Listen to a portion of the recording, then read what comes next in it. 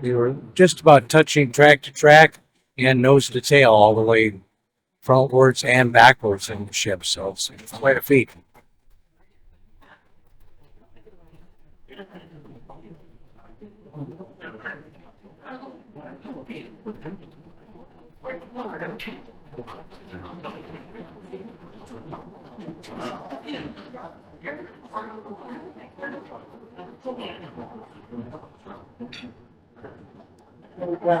Displays.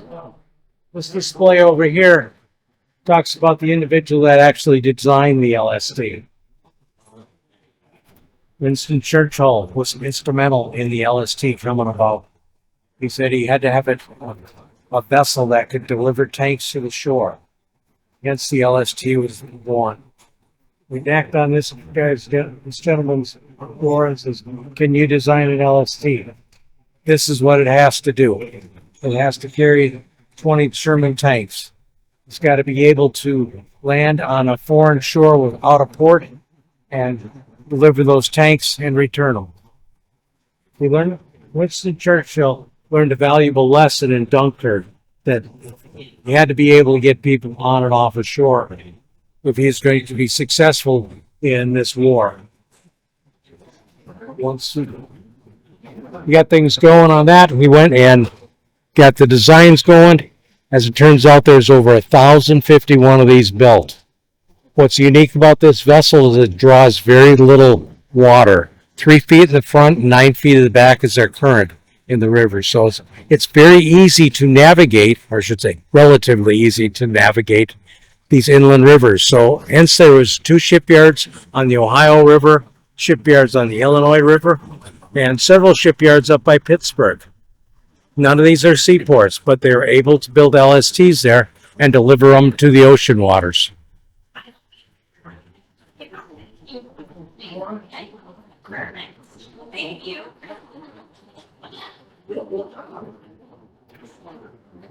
We want to talk a little bit about the LCVP, commonly called a Higgins boat.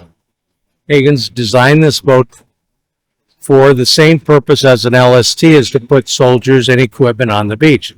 But it's a much smaller scale. First, the Higgins boat would go in with the men and maybe a jeep, get the shore secured, then the LSTs would come after that. The Higgins boat was capable of carrying the LCVPs, landing craft, vehicle, and personnel, commonly called a Higgins boat. This particular vessel had 4 of them, 2 on each side. They're capable of lowering them into the water and then taking troops to shore. It wouldn't be uncommon to have some ground troops on an LST with the tanks in the hull. It all depends on what the mission is. This particular LST made 44 trips across the channel during D-Day. So it carried a variety of things across. It wasn't always carrying a tank. It wasn't always carrying a jeep. It could have been supplies, munition, fuel. Any and all of those things were possible to be carried with the LST. Vice versa, when it left the beach, it did not leave empty. It might be carrying wounded back. We've seen numerous pictures of the deck that were standing on that used to contain tanks, carried the wounded. They're laid out in stretchers. We also have photographs of prisoners walking off an LST. So they would have been captured, held on the LST, and transferred to England, where they would then put in an internment camp in England. Play of the Evansville war effort. People don't realize it, but many of the inland cities were very busy as part of the war effort. Evansville particularly had 3 very large industries.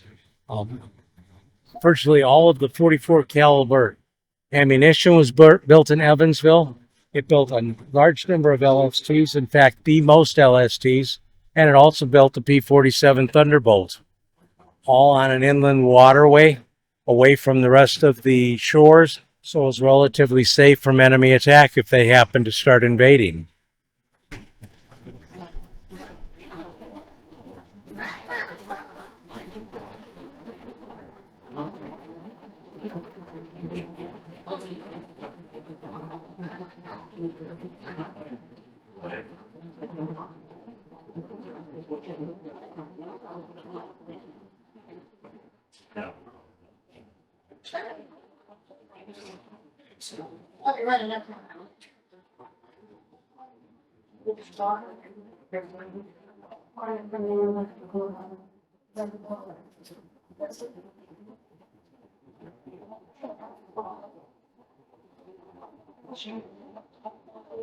Say Saturday was our high temperature.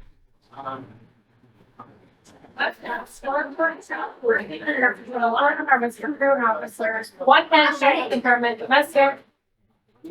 Relax during downtime.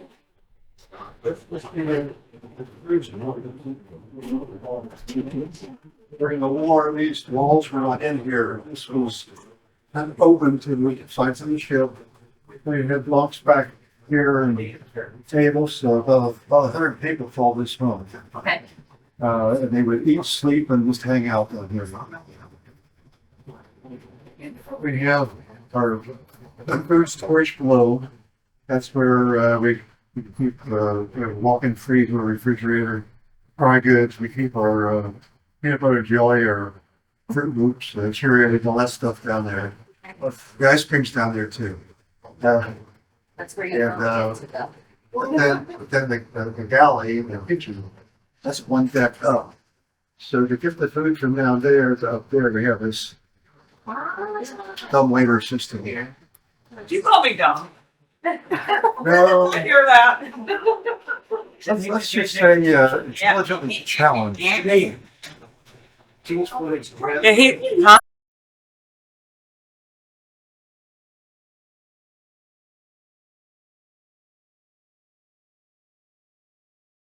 This is the galley. This is where all the food is prepared.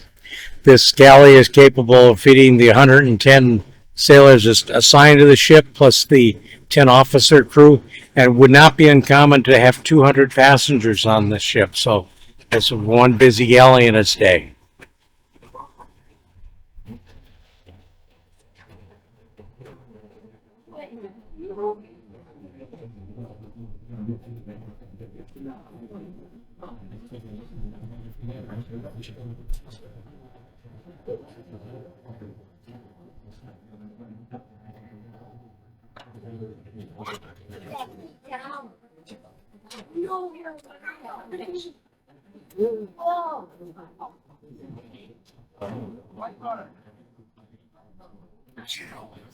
This is the rear twin 40 Buford cannon, anti-aircraft gun. All of the weaponry on the LST is defensive weapons. There's no offensive weapons. This particular one is one of the later models that was actually controlled electronically and hydraulically by the fire control officer immediately behind him. This was added after Normandy and was put on the ship to get it ready to go to the South Pacific for the threat of kamikaze pilots, hence the aircraft weaponry.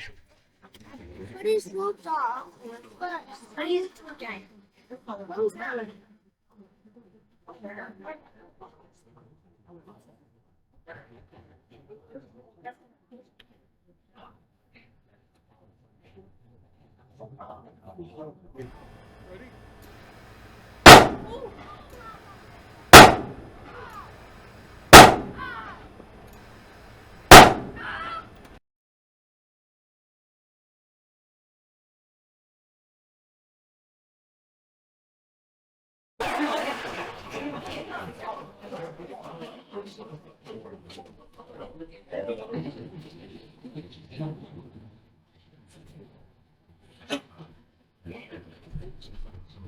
It's the wheelhouse.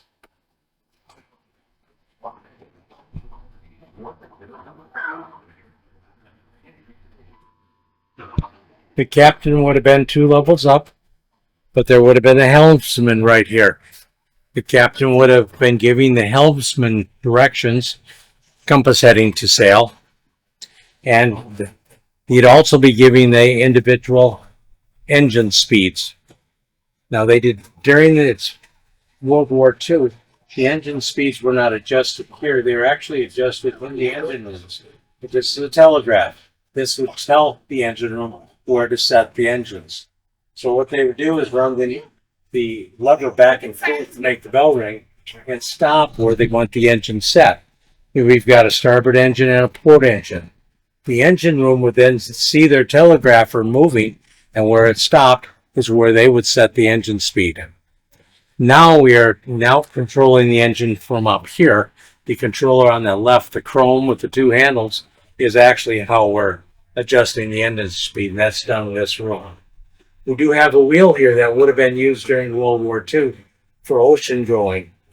We currently operate this on a river, so if we need more sensitivity and reaction, so we actually have a joystick up on in the con that with the captain. So the con is steering the ship and calling down through a voice tube to the individual standing here on where to set his engine speed. That is our current method of controlling the direction and speed of the LST. As you can see by looking out these porthole windows, the visibility is very poor. So the captain could not control the ship from in here on an inland waterway. We would have to have that ability for 360-degree vision, which you currently wouldn't have here.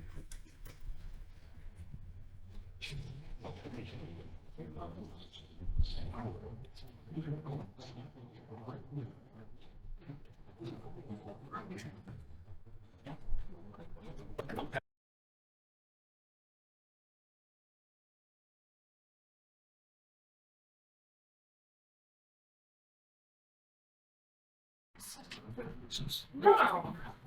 Also, let's go do a party dog. Oh.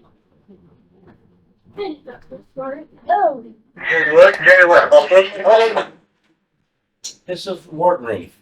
This is where the officers who had been served their meals. And I served the officers on the ship who served the same food that the sailors received, but they had it served up on china plates rather than having to go get it themselves. Now the particular table right in front of me has some interesting lights above it.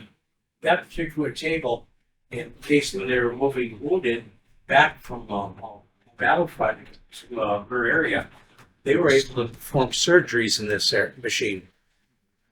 They actually have a sink behind us here, which is rather unusual, and this would have been a surgical table, or could have been a surgical table if needed.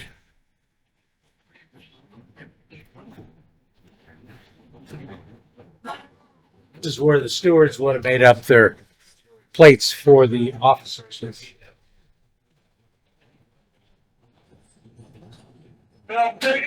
is the captain's cabin. Captain is the only one that had a private bathroom, a sitting room, as well as a sleeping room. It was not uncommon on the LSTs to have the captain be an ensign. And then we talked about the Higgins boat when we were down on the tank deck. Up above me is where we have a Higgins boat slung. It hangs from a davit. That entire davit runs down the track. So the boat is above the water. And the coast takes over. Force the boat down from the water. That boat already filled with silver. The run back. Be an engineer as well as coxswain and several passengers.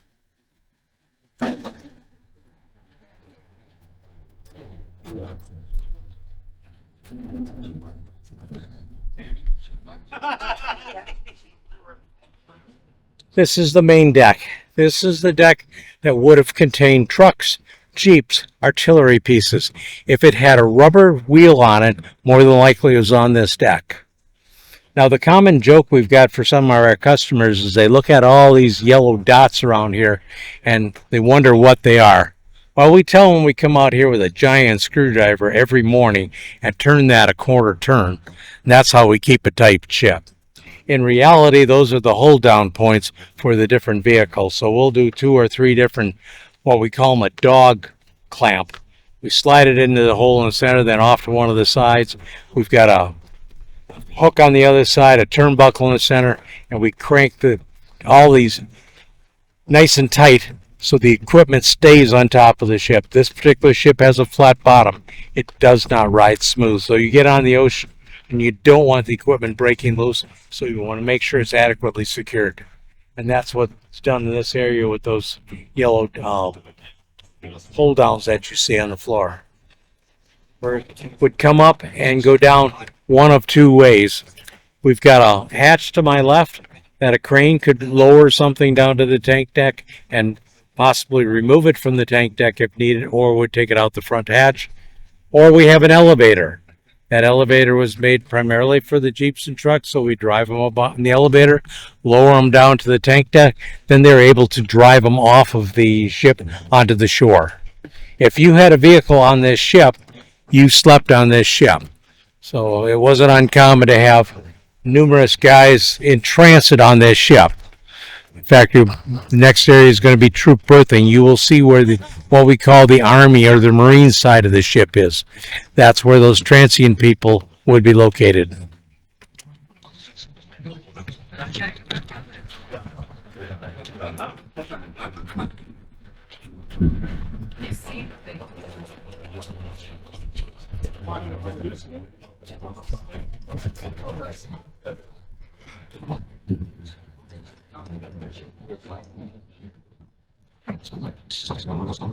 Nothing really exciting up here other than a flat deck that you can put a lot of equipment on.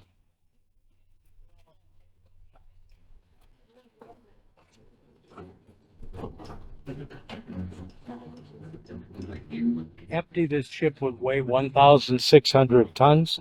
Under load, it would weigh 4,000 tons. So it could carry a lot of equipment, either water, fuel, jeeps, ammunition. With a full load of fuel on, it's possible to take this ship completely around the world without refueling.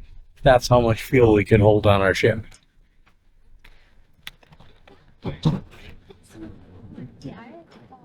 We do have a helipad that has the capability of landing a helicopter.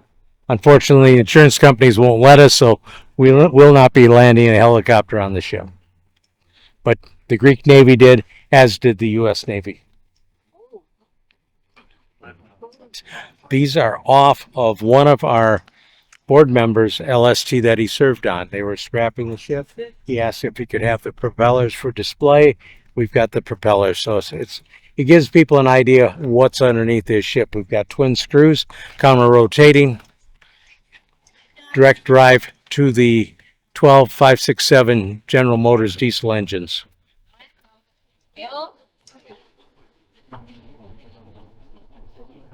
Yeah, hold on, everybody.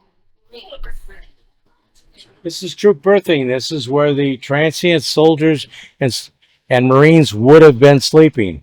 There would have been 4 high on both sides, 24 men in a compartment. Needless to say, it's a little tight quarters. Now think about this. These guys' next bed is a foxhole. So this is luxury accommodations. But the other one to think about is the English Channel was very rough during the D-Day invasion. Most of these guys, if not all of them, were seasick.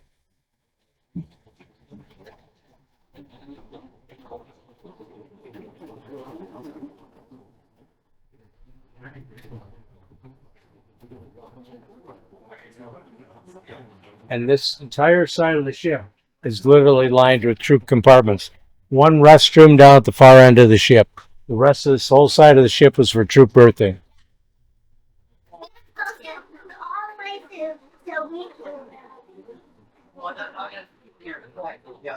I stayed. I spent 20 some more years in the reserve.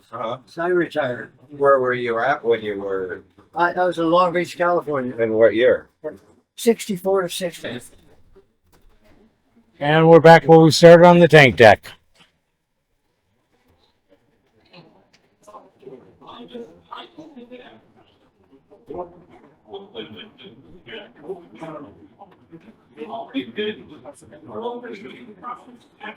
Still